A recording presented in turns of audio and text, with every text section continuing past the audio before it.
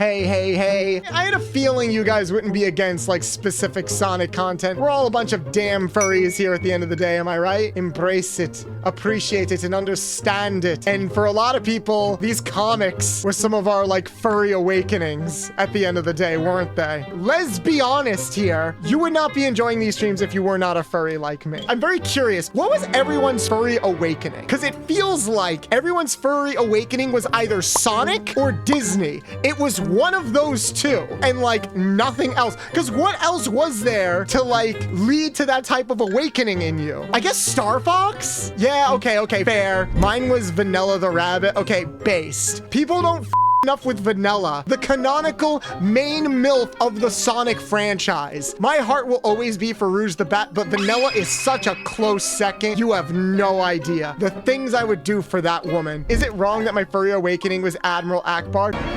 It's a trap!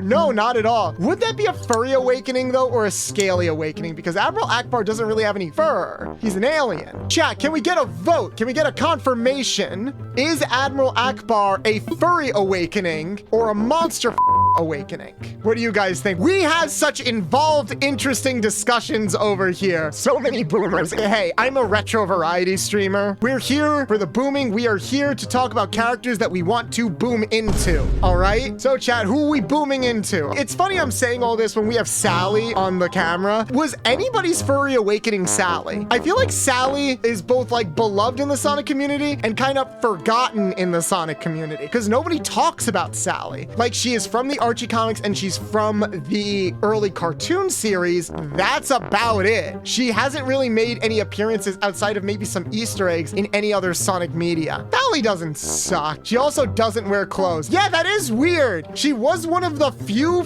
female furry characters that I can remember that just did not wear clothes. That's really weird now that I think about it. Whoa. Booming? Yes, we are booming.